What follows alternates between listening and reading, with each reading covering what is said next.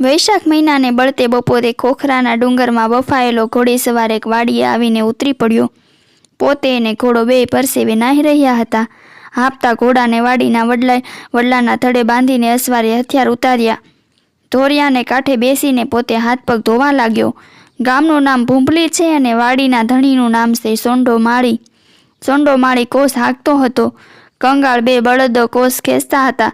કાગડાએ ઠોલીને લોહી લુહાણ કરી નાખેલા કાંધ, સોંડાએ ઉમેરીને તોડી નાખેલા પૂંછડા, બેસુમાર બગાવો, લોહી માંસના વિનાના શરીરના બે હાડ પિંજર એવા એ બે બળદો છે.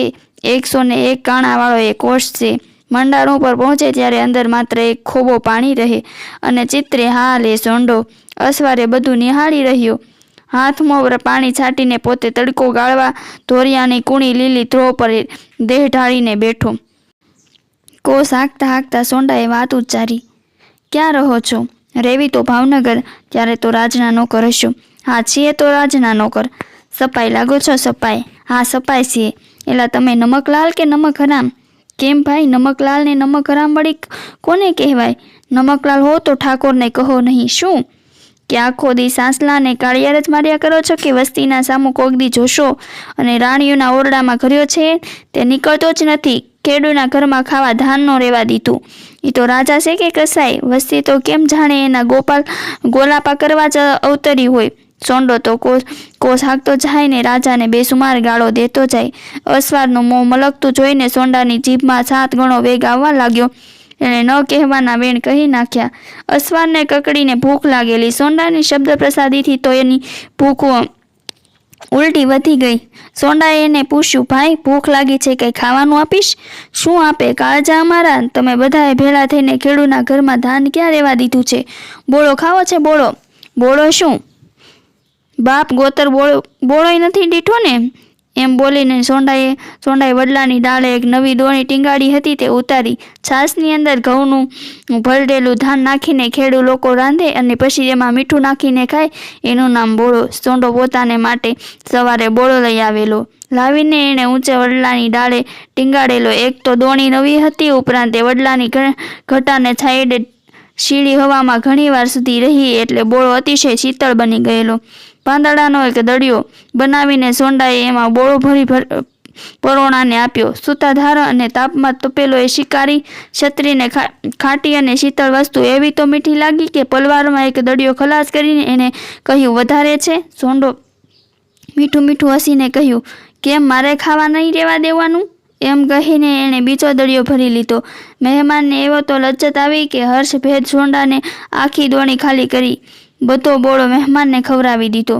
પરોણાનું પેટ ઠર્યું તેમ દુઃખ દાસથી ભરેલા ખેડૂતની આટલી ઉદારતા જોઈને એનું અંતર પણ ઠર્યું. તડકો નમ્યો, સાંજ પડી, શિકારી સવાર થયો. જાતા એણે પૂછ્યું, ભાઈ તારું નામ શું છે? સોંડો. મુસાફરે ગજવામાંથી નોંધપોથી કાઢીને નામ લખી લીધું. સોંડો બોલ્યો, કેમ બોળો ખાઈને દાનત બગડી તો નથી ને? નામ સીધ લખ્યું બાપ. હસતા હસતા અસવાર બોલ્યો, ભાઈ ભાવનગર કોઈ દિવસ આવશો ને?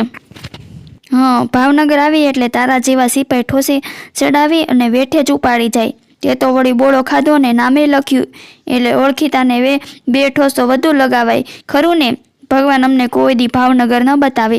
બીજા દિવસે સવાર થયું ત્યારે છાંચ રોટલો શીરાવીને માથે કોચ મેલી વરતડી પે અને ઢાંઢા સોતો સોંડો વાડીએ જવા નીકળ્યો. બરાબર એ જ ટાણે બે હથિયારી બંધ ઘોડે સવાર આવીને ઊભા રહ્યા અને પૂછ્યું, સોંડો માણી કોનું નામ છે? મારું નામ સોંડો કહીને ધડકતે હૈયે સોંડો થંભ્યો. તમને ભાવનગર તેડાવ્યા છે? કોણે? બાપાએ? ઠાકોર વજયસિંહજીએ. આ સાંભળી સોંડાના અંતરમાં ફાળ પડી. એને ગઈકાલની વાત સાંભળી લાગ્યું કે નક્કી કાલ મેં ગાળિયું દીધેલી એ ઓલ્યો અસવારે જઈને ઠાકોરને સંભળાવી હશે અને હવે નક્કી મને કેદમાં નાખશે. બોલા સાંભળીને સોંડાની ઘરવાળી અને એના છોકરા પણ બહાર નીકળી ઓસરીએ ઊભેલા. એમને કાંઈ સમજ ન પડી. સોંડાએ બાયડીને કહ્યું, હવે આપણા તો રામ રમી ગયા છે. બળદને કોષ મેલી દઈ સોંડો અસવારોની સાથે ભાવનગરે પંથે ચડ્યો. માર્ગે જાતા મનથી નક્કી કર્યું કે ભલે હાથમાં કડિયું ચડે પણ ભેળા ઠાકોરને મોટા મોઢ મારે ઈના વેણ સંભળાવી લેવા છે. હવે લૂંટાણા પછી ભય શેનો રાખવો? સોંડો પહોંચ્યો રાજમહેલની મેડી ઉપર ચડવા લાગ્યો. ઉપર ચડીને ઓરડામાં જ્યાં નજર કરે ત્યાં સ્તબ્ધ બની ગયો. એણે કાળના ઘોડે સવારને ખુદને જ ગાદી ઉપર બેઠેલો જોયો.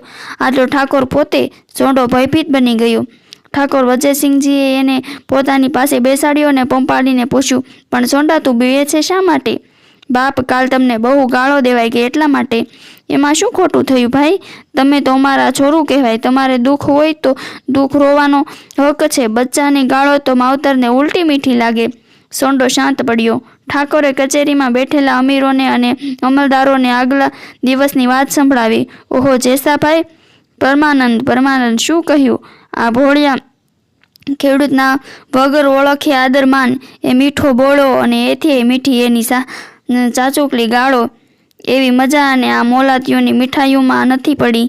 બોલતા બોલતા ઠાકોરની છાતી ફૂલવા લાગી. ઠાકોરે ફરી પૂછ્યું, સોંડા તારે કેટલી જમીન છે? બાપુ, 100 વીઘા જમીન ને 1 કોસની વાડી છે. મહારાજાએ જેસામાં વજયસિંહને કહ્યું, એક ત્રાંબાનું પતરું મંગાવો. ત્રાંબાનું પતરું આવ્યું. એના ઉપર ઠાકોરે લખાવ્યું કે સોંડાને 12 સાતીની જમીન અને 6 વાડીના કોચ આપવામાં આવે છે. પતરા પર એ લખાવ્યું. પાછા ઠાકોર બોલ્યા, અને પતરામાં લખો કે આ બધું ઠાકોરે એના બોળા જમ્યા તે માટે આપ્યું છે. એ પણ કોતરાઈ ગયું.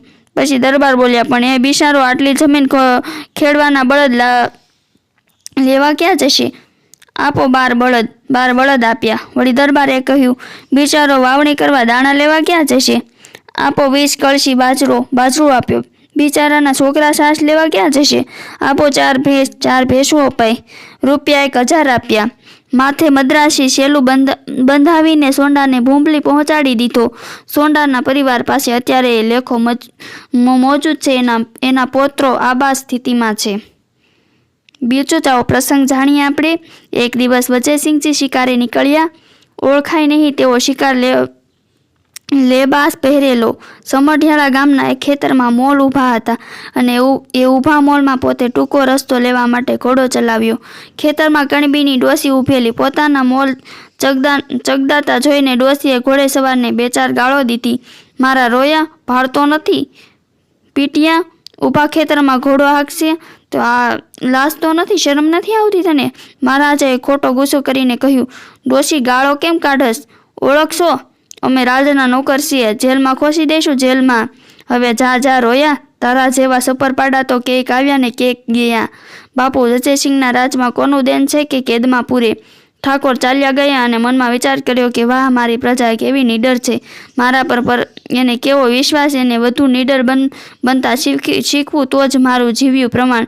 એણે ડોશીના કુટુંબને કાયમી પટલાઈ આપી અને જમીન પણ ઇનામમાં દીધી. આવી જ વાતો સાંભળવા માટે મારી ચેનલને લાઈક કરો, શેર કરો અને સબસ્ક્રાઈબ કરો. ફરી મળીશું આવી જ વાતો સાથે.